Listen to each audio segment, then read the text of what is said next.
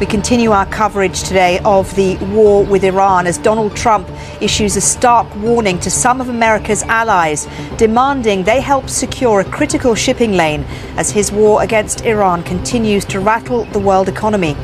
The American president has warned NATO that the military alliance faces what he called a very bad future if its members fail to help open the Strait of Hormuz.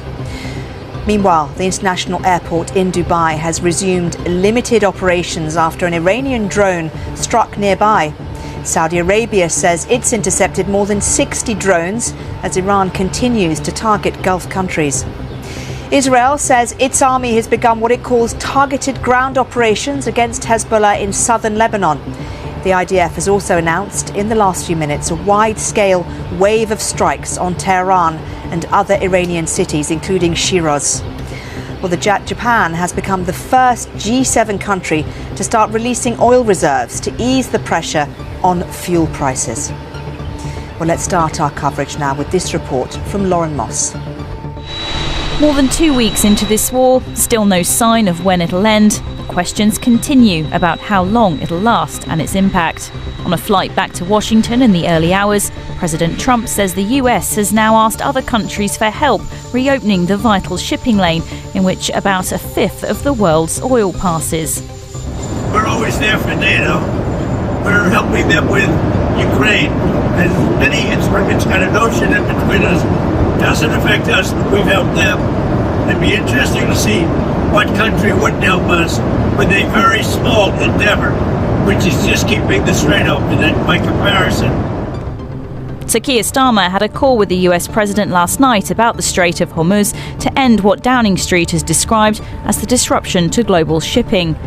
A number of ships are reported to have been attacked since the conflict began, and there are concerns that Iran has placed mines in the depths of the water. The narrow strait has been effectively closed for more than a fortnight. Meanwhile, this weekend, the bombardment across the Middle East continued. Flames engulfed the main research centre of Iran's space agency. Buildings became shells. In Israel, the night skies once again were lit up with rockets fired on them, and shrapnel fell from above. Yesterday, President Trump said Iran wanted to negotiate, something the regime has dismissed. It's not a war of survival. We are stable and strong enough. We are only defending our people from this act of aggression, and we don't see any reason why we should talk with Americans, because we were talking with them when they decided to attack us, and that was for the second time. This morning, flights at Dubai Airport have been temporarily suspended after a fire caused by a drone attack. No one is believed to have been injured.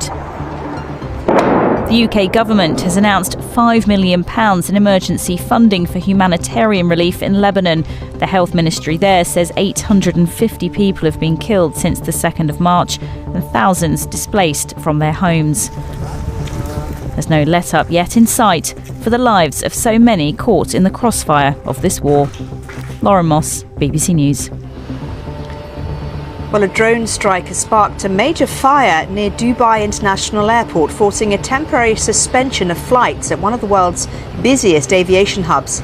Our correspondent Azadeh Mashiri has more now from Dubai. The fire has been contained and no injuries have been reported so far, but some airlines like Emirates have said that their flights have been cancelled altogether today, though there is a gradual resumption for some other flights. But this is only a day after the Iranian Foreign Minister Abbas Araghchi said that Iran was not targeting any civilian or residential infrastructure, and yet today the UAE has had to respond to this drone-related incident at its international airport. A missile fell on top of a car, killing a civilian of Palestinian origin. And there's been another fire that's broken out at a major oil terminal in Fujairah. Again, they've said that they've contained that fire and that there have been no injuries.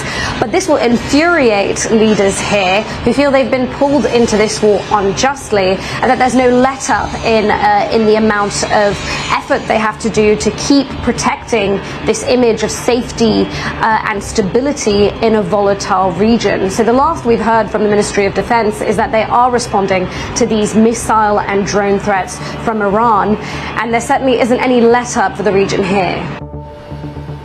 Well, Israel has said that it's begun limited and targeted land operations against the Iran-backed Hezbollah in Lebanon. Our Middle East correspondent Yolan Nell gave us this update from Jerusalem.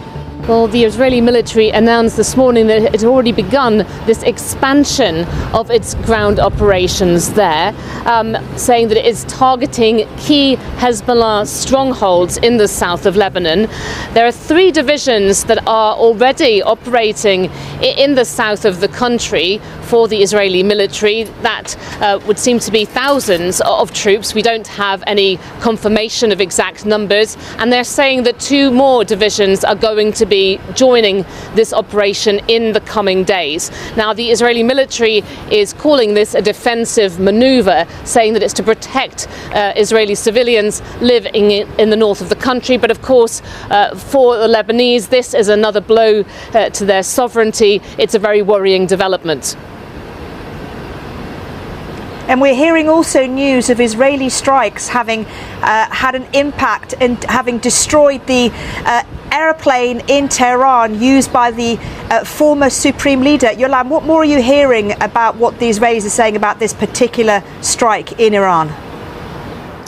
Well, they're saying that they targeted this aircraft used by the late supreme leader because they say other top Iranian officials would also use it. It was used, they say, as well by military officials, particularly on visits to allied countries, and including visits which weapons were procured. So that's the reason the Israelis are giving for targeting it. In general, they're saying that they are continuing to go after missile launches, and there's one Israeli report saying that 70% of these across Iran have now been destroyed or put beyond use.